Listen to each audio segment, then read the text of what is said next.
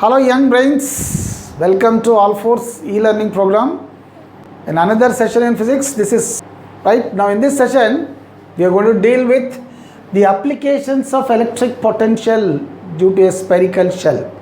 Right. So our topic is the applications of electric potential due to a spherical shell. Charged spherical shell, it is a charged spherical shell. Okay, now before going to this, let's have a recall of what we have learned in the earlier classes. So I was telling you, potential is the electrical state of a body. It is the electrical state which determines the direction of flow.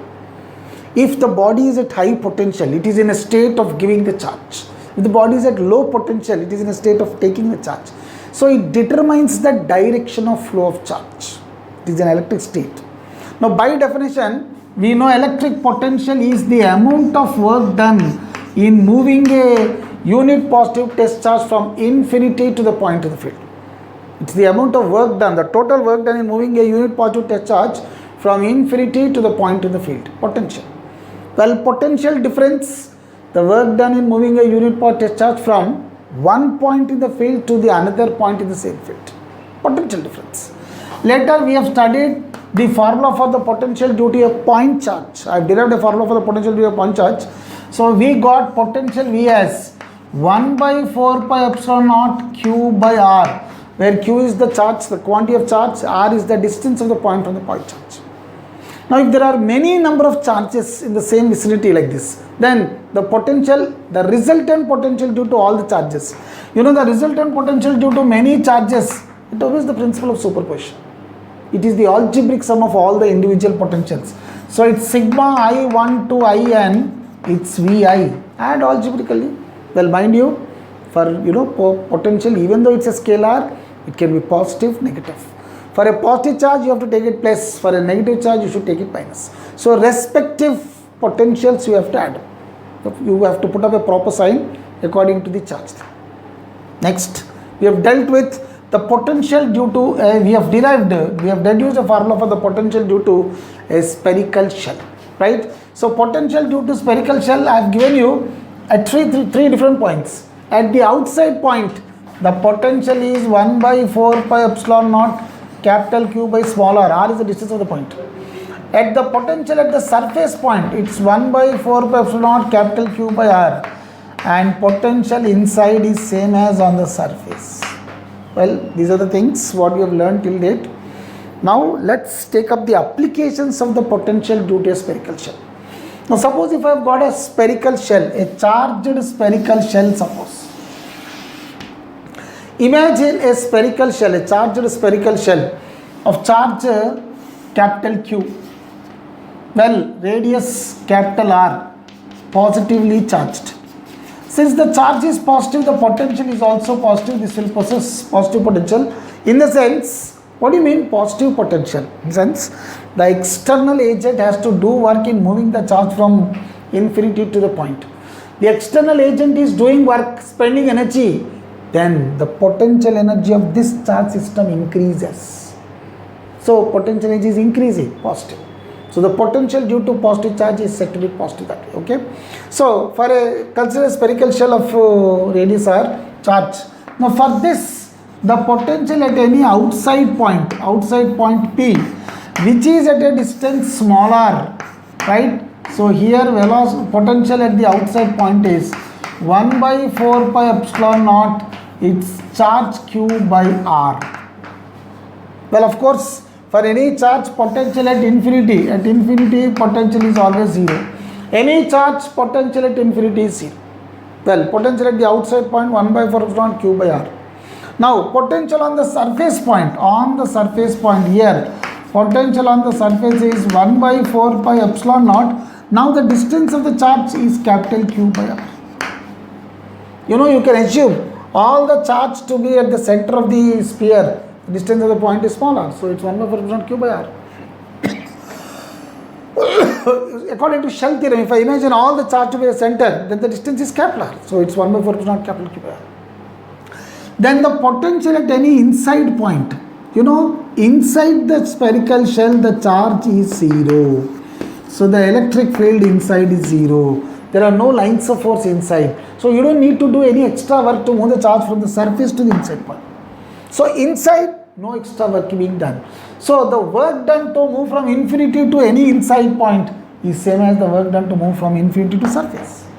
So potential at any inside point is same as potential on surface. Potential at the center is also inside point, so potential at the center is also same. So these are the things.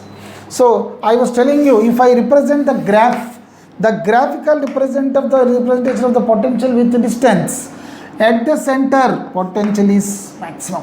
This is the maximum potential, maximum. At the center potential, at all the points from center to surface the potential is same. So it is same up to here. The potential is same up to here. Then beyond that, at the outside point, so at all the points inside potential same as this, let me call it as V naught. So this is V naught, 1 by 4 epsilon Q by R. And now outside, at an outside point potential varies inversely with R. If it is inversely, the graph is a rectangular hyperbola like this.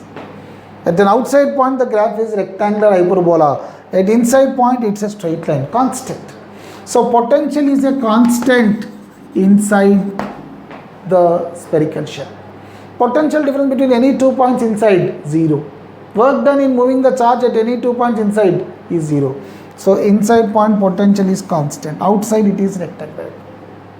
Now, so coming to these points there, suppose if I compare the potential at outside point, right? Suppose potential at the outside point, then the potential is directly proportional to charge Q, and the potential at the outside point is inversely proportional to the distance of the point. So V1 by V2 is directly proportional to charge.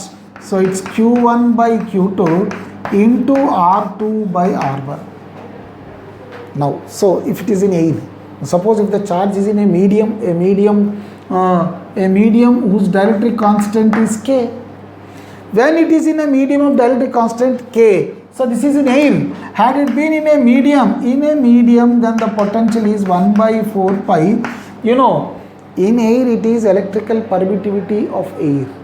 When it is in medium, then I have to take the electrical permittivity in the medium epsilon Q by R. I was telling you, the electric permittivity of any medium epsilon, it is K times the permittivity of air. So K is epsilon by epsilon naught. This is epsilon R, relative electrical permittivity, or K is called dielectric constant, or K is also called as specific inductive capacity. Can be termed as anything. It's same as relative permittivity, or specific inductive capacity, or it is dielectric constant. You know, the constant K. For air vacuum free space it is 1, right? Vacuum free space it is 1, air a little bit more, 1.003. Well, for any other medium K is greater than 1. For conductors K is infinity. For glass K is 4, mica 7, right? Rubber 11, so on and so forth. Pure water 80, etc. So therefore, I can write epsilon as K times epsilon naught, or epsilon naught. So substituting the potential in the medium, I can write as 1 by 4 pi, it is epsilon. Epsilon is epsilon naught times K, Q by R. Well, this is the potential in air. So potential in the medium is potential in air by K. The potential reduces by K times in the medium. So the work done in moving a test charge from infinity to the point in the medium is K times less when compared to that when you take it in air. So it's K times less. Potential reduces K times. So potential here it is inversely proportional to K. If I even put that character also into consideration, it's K2 by K. So the potential at the outside point varies in this manner.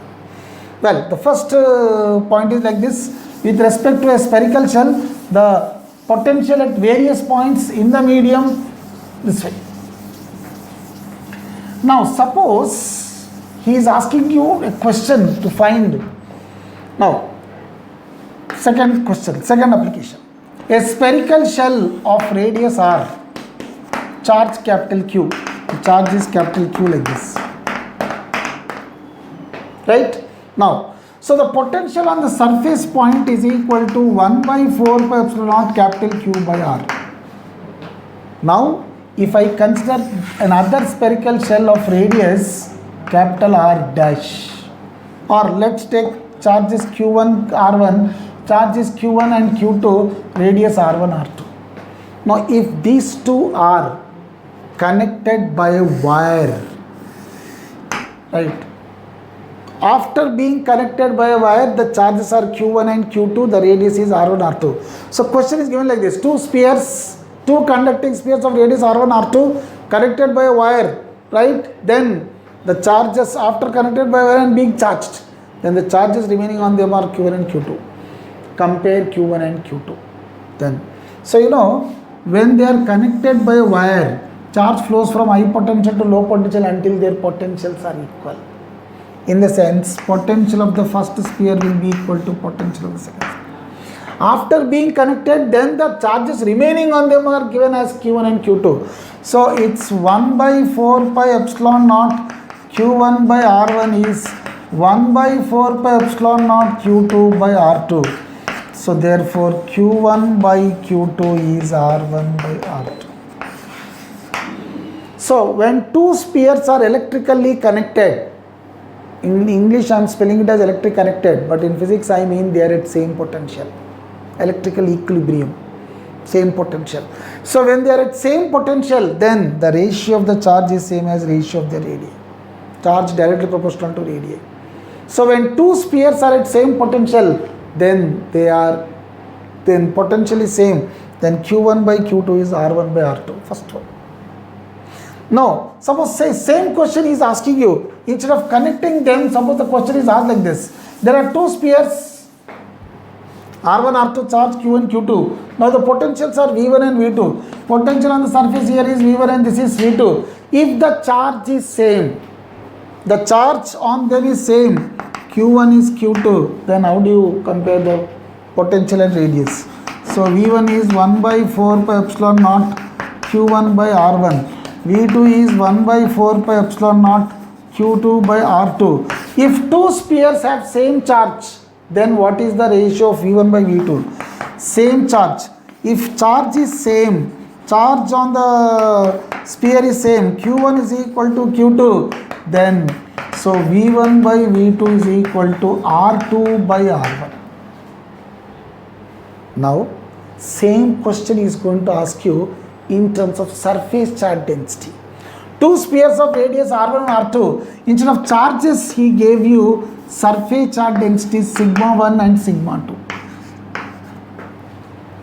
2. Now if they have same surface charge density, then what is the ratio? You please compare the question there. If two spheres have same charge, the ratio of potential inversely proportional to radius. V1 R1 is V2 R2. So V1 R1 is equal to V2 R2. But if they have same, first case charge is same.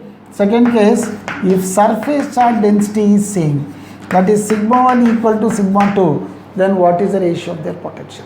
Now come on, when sigma is given, what is the formula for the potential on the surface? It's 1 by 4 pi epsilon. You know, sigma is Q by A, charge per unit area. So implies charge is sigma into A, that is sigma into 4 pi R square charge. So substituting, it is sigma into 4 pi R square by R. R get cancelled, 4 pi get cancelled. So potential on the surface is sigma R by epsilon. So when surface charge densities are given, the potential on the surface of the first one, V1, it is sigma 1 R1 by epsilon naught. V2, when surface charge density is given, so V2 is sigma 2 R2 by epsilon naught. Because you know, Q2 is sigma 2 4 pi R2 square, Q1 will be sigma 1 4 pi R1 square. Substituting them here, sigma 1 4 pi R1 square, 4 pi cancel, R1 cancel. So I get sigma 1 R1 by epsilon naught, sigma 2 R2 epsilon naught. Now what is the ratio of V1 by V2? It is sigma 1 R1 by epsilon naught by sigma 2 R2 by epsilon naught. Now given their surface charge densities are same, so V1 and V2 cancel. So sorry, sigma 1 is equal to sigma 2. Sorry. So V1 by V2 we have to find the ratio of the potentials. Surface charge densities are cancelled. Same. So V1 by V2 is equal to R1 by R2. So please try to understand two different questions. Two conducting spheres, radii R1 and R2, both are charged. I am asked to compare the ratio of their, I am asked to compare the potentials of these two spheres on the surface.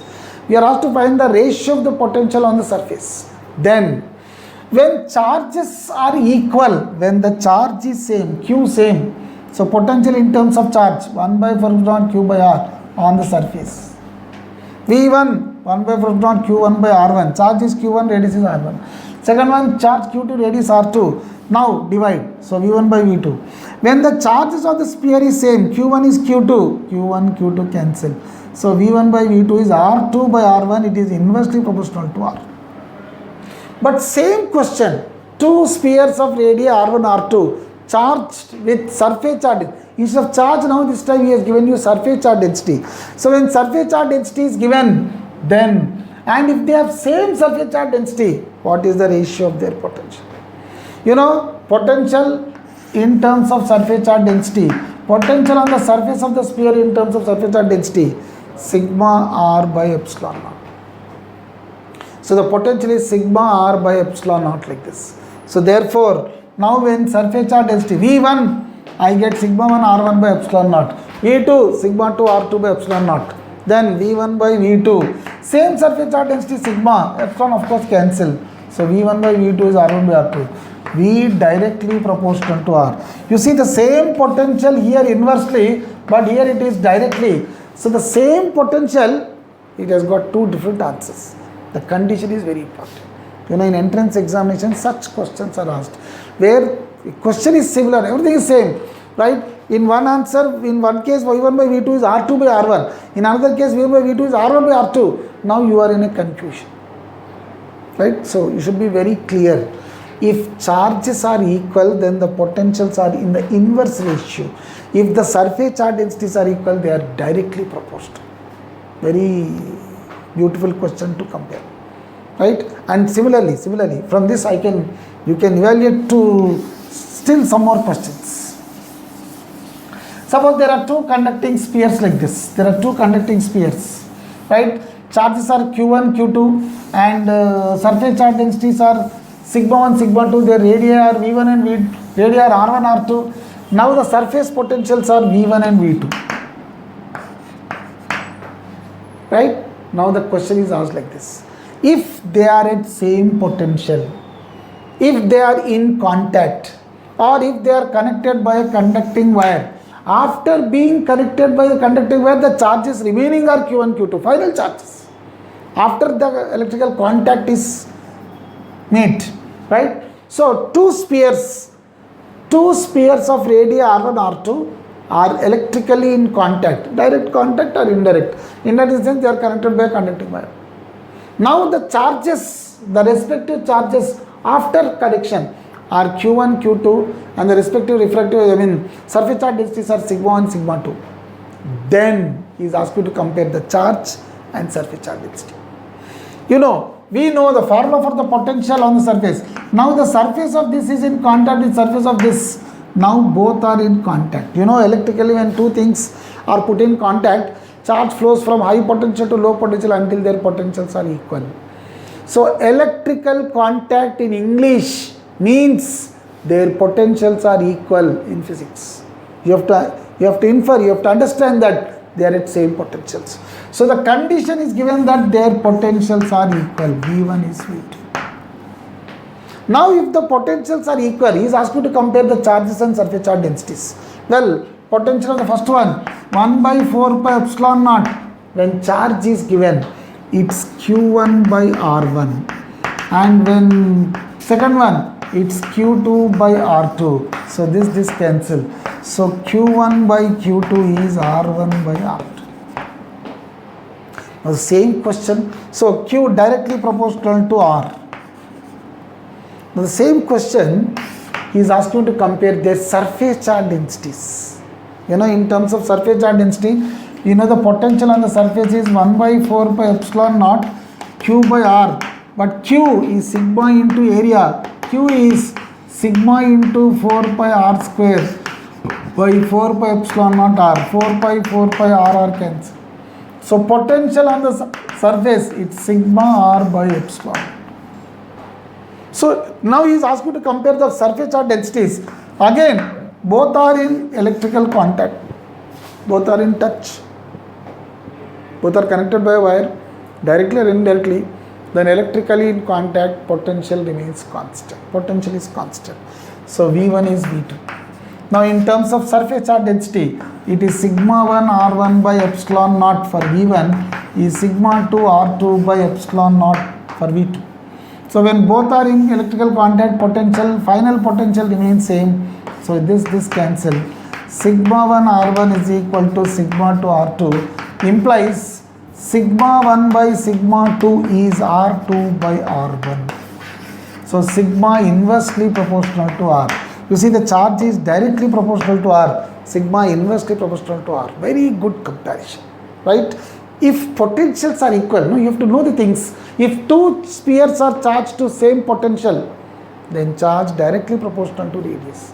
But if he is asking you to find out the surface charge density, for same potential, surface charge density inversely proportional to R. So this difference you have to make out. It is a good comparison. You know, this is the point where there is scope of confusion. Now, these are the points where the competitive examinations will get questions. You will be having questions in competition based on this. Wherever there is confusion, people will be very keen on it. They try to confuse in the question, in the exams. So you need to be very clear. For two spheres, electrically conducting spheres, when they are in contact, first point, when they are in contact, electrically in contact, in the sense potential is constant. So they are at same potential. Connected, he will say, instead of putting in contact, he says both are connected by a copper wire. It means they are in contact, indirect contact. They are indirectly in contact. So therefore potentials are equal. So Q1 by Q2 is R1 by R2. If potentials are equal, charge is directly proportional to radius. Q1 by Q2, R1 by R2. But if he is asking to compare the surface charge densities, when potentials are equal, surface charge density is inversely proportional to R. Sigma 1 R1 is sigma 2. So charge will be directly proportional, but surface charge density is inversely proportional. Very good comparison, very good point to understand. In the earlier question I was asking you, when charge is same, potential inversely proportional to R. When surface charge density is same, potential directly proportional to R. You see the question, same question having different answers. When condition changes, the answer changes. Should be very careful. Right. Well, now suppose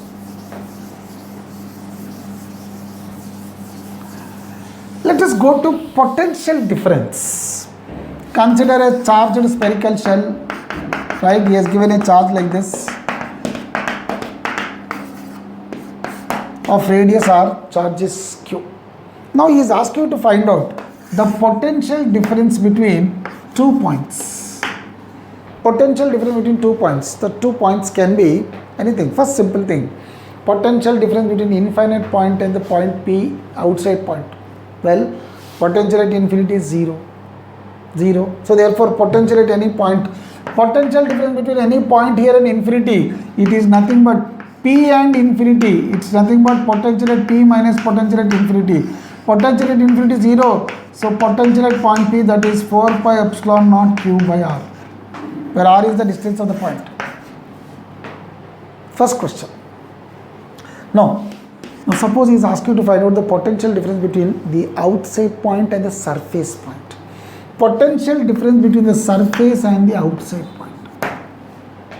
Now, so second, so potential difference between the surface and outside point.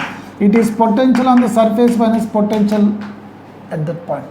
So this is 1 by 4 pi epsilon naught. On the surface, we know the formula is capital Q by R.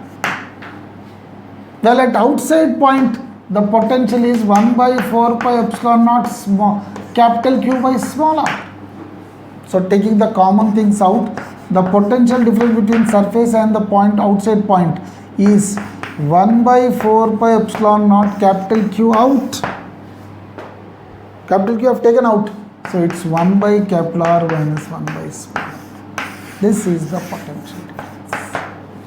1 by 4 pi epsilon naught capital Q 1 by capital R minus 1 by small. Now that is the potential difference between outside point and surface.